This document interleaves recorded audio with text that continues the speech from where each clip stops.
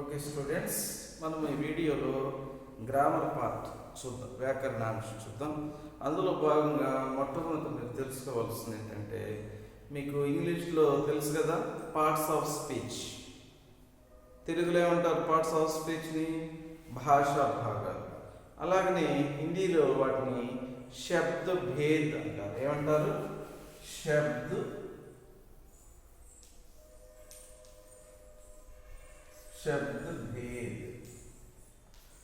శబ్ద భేద్ అంటారు.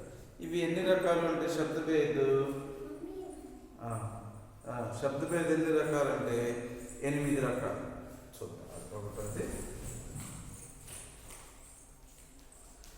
సంజ్ఞ, రెండోది సర్వనామం,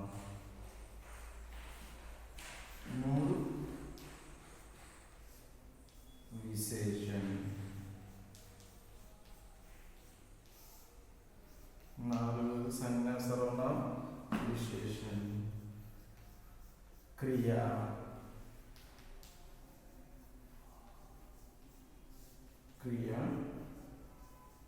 విశేషం,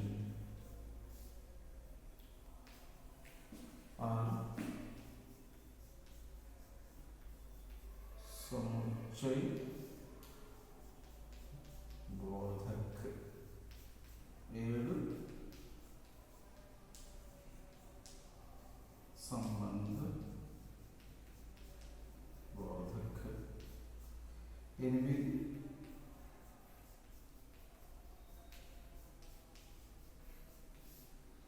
विस्मयादि बोधक.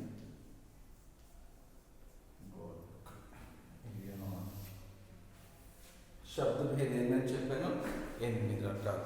వీటిని తెలుగులో ఏమంటారు? భాషా భాగాలు అంటారు. అలాగే ఇంగ్లీష్లో ఏమంటారు? పార్ట్స్ ఆఫ్ స్పీచ్ అంటారు. ఇవి ఇందులో ఏ భాషలోనైనా 8 రకాలు.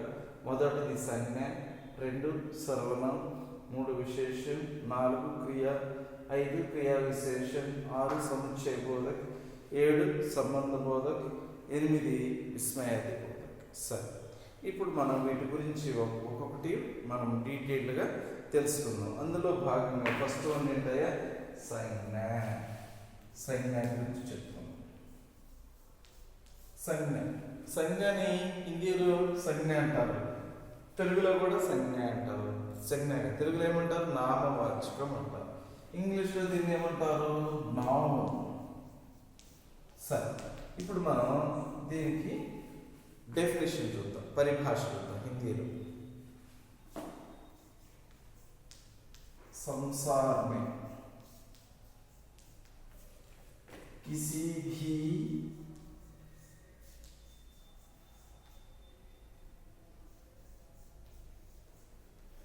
व्यक्ति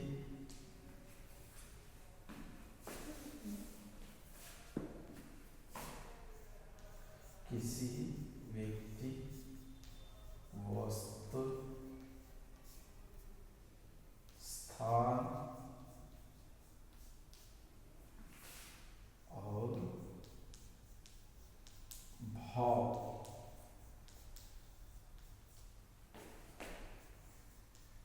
बारे में बताने वाले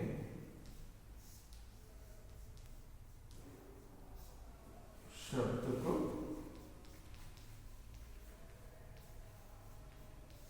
संज्ञा कहते हैं.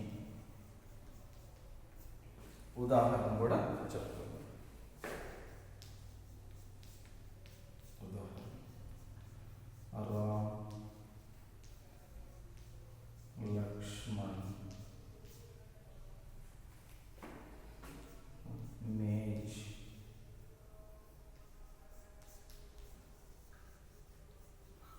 कमल, हैदराबाद,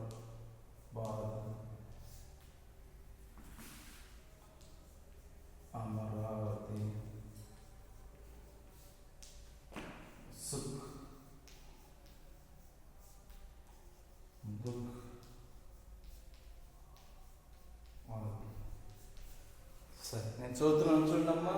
సంజ్ఞ ఫస్ట్ संज्ञा संज्ञा इंग्लिश में नाउन अंटार. संसर्ग किसी व्यक्ति वस्तु स्थान और भाव आदि के बारे में बताने वाले शब्द को संज्ञा कहते हैं. చూడండి, ఏదైనా ప్రపంచంలో మన ఇండియాలో మన ఊళ్ళో మన దేశంలో అని ఎక్కడైనా ప్రపంచంలో భూమి కిసి వ్యక్తి, వ్యక్తి అంటే మామూలుగా వ్యక్తి అంటే తెలుగు ఇంగ్లీష్లో పర్సన్ అంటే ఇక్కడ పర్సన్ అని కాదు మీనింగ్, ప్రతి జీవి ప్రపంచంలో ఉన్న ఏ జీవి అయినా అని అర్థం. ఏ వస్తువు అయినా, ఏ ప్లేస్ అయినా, ప్లేస్ అంటే ఊరి పేరు కావచ్చు, ఆ ప్రదేశం పేరు కావచ్చు, చిన్న ప్రదేశం అయినా పెద్ద ప్రదేశం అయినా ఏదైనా సరే. భావ్ అంటే సుఖము కానీ దుఃఖము లేకపోతే ఈ మూడు వ్యక్తి కంటికి కనపడతాయి. ఇది కంటికి కనపడదు అన్నమాట. అది కూడా అవన్నిటి యొక్క పేర్లను తెలియజేసేది ఏంటంటే संज्ञा. किसी संसार में किसी व्यक्ति वस्तु स्थान और भाव के बारे में बताने वाले शब्द తెలియజేసే పదాన్ని ఏమంటారంట? నామవాచకం. ఏమంటారు? నామవాచకం. రామ్ అంటే ఏంది? పేరు. లక్ష్మణ్ అంటే ఏంది? పేరు. మేజ్ టేబుల్ పేరు. కలం పెన్ను పేరు. హైదరాబాద్ ప్రాంతం పేరు. అమరావతి ప్రాంతం పేరు. సుఖ్ అది కంటికి కనపడదు, దాని కూడా నామవాచకం. దుఃఖ్ అది కూడా నామవాచకం. అట్లాగనమాట. అది అవన్నీ కూడా आदि के बारे में बताने वाले शब्द को संज्ञा कहते हैं. అదనమాట. ఇది డెఫినేషన్ అనమాట. ఇందులో మళ్ళా संज्ञा के 5 भेद है. पहला वन व्यक्तिवाचक, दूसरा वन जातिवाचक, तीसरा वन भाववाचक, फोर्थ वन परिमाणवाचक, తర్వాత ఫిఫ్త్ వన్ సమూహవాచక్. ఇవి ఉన్నాయన్నమాట. సమూహవాచక సంజ్ఞ అట్లా కొన్ని అవి నెక్స్ట్ అంటే 8th క్లాస్లో మీరు అవి చెప్పుకుంటారు. సంజ్ఞ యొక్క టైప్స్ మీరు ఇందులో ఉన్నటువంటి డెఫినేషన్స్ అదనమాట. రెండవది ఏంటంటే సర్వనామం. రెండవది ఏంటి? సర్వనామం. సర్వనామం గురించి చెప్పుకున్నాం. సర్వనామం ఇంగ్లీష్లో ఏమంటారు? ప్రొనౌన్. ఏమంటారు? ప్రొనౌన్. దీని యొక్క డెఫినేషన్ చూద్దాం. संज्ञा के बदले आने वाले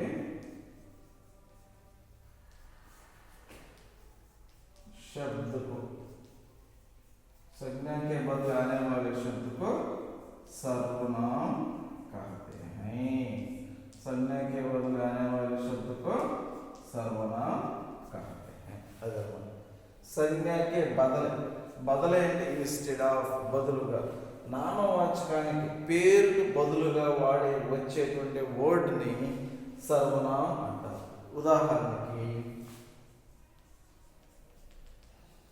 మై, తు, తుమ్, आप, यह, ये, वह, वे आदि. अपना, अपने अभी కూడా వస్తాయి. ఇదన్నమాట. संज्ञा के बदले आने वाले शब्द को क्या कहते हैं? सर्वनाम कहते हैं. ఇదన్నమాట. సంజ్ఞ తర్వాత సర్వనామం ఈ రెండు అన్నమాట. వీటి యొక్క ఉదాహరణ ఏంటి? My, to, Tum, AAP, yeah, ఏ, వహ్, వే మొదలైనటువంటివి ఇవన్నమాట. తర్వాత నెక్స్ట్ మనం ఏం చెప్పుకున్నామంటే విశేషణ్. విశేషణ్ డెఫినేషన్ ఏంటి అంటే ఇంకా ఈజీ అనమాట. संज्ञा और सर्वनाम की विशेषता बताने वाले शब्द को, संज्ञा యొక్క విశేషత కానీ లేక సర్వనామం యొక్క విశేషతను కానీ తెలియజేసేటువంటి శబ్దాన్ని తెలియజేసేటువంటి వర్డ్ని ఏమంటారు అంటే విశేషణ్ అంటారు. ఏమంటారు? విశేషణ్ అంటారు అన్నమాట. తర్వాత నాలుగోది ఏంటయ్యా? క్రియ. క్రియ అంటే పనిని తెలియజేసేది క్రియ. किसी काम का होना या करना बताने वाले शब्द को क्रिया कहते हैं. ఏదైనా పని తెలుగులో ఏదైనా పనిని తెలియజేసేదే క్రియ. అలాగనే ఐదవది ఏంటయ్యా అంటే క్రియా విశేషం. క్రియ యొక్క విశేషతను తెలిపేదే క్రియా విశేషం. క్రియ యొక్క విశేషతను తెలిపేదే క్రియా విశేషం. మీరు మీరు బాగా నేర్చుకోవాలన్నమాట. మీరు బాగా నేర్చుకుంటే గ్రామర్ మీకు ఈజీగా వచ్చింది. ఇంకా నెక్స్ట్ క్లాస్లో ఇవి కూడా సముచ్చయ బోధకు, సంబంధ బోధకు, విస్మయాది బోధకు ఇవి కూడా మీరు హైయర్ క్లాస్లో చెప్పుకోవచ్చు. ఇవి మీరు డీటెయిల్గా తెలుసుకోవాలి. మరలా ఈసారి ఇంకా డీటెయిల్గా వీటిని తెలుసుకో. ఓకేనా?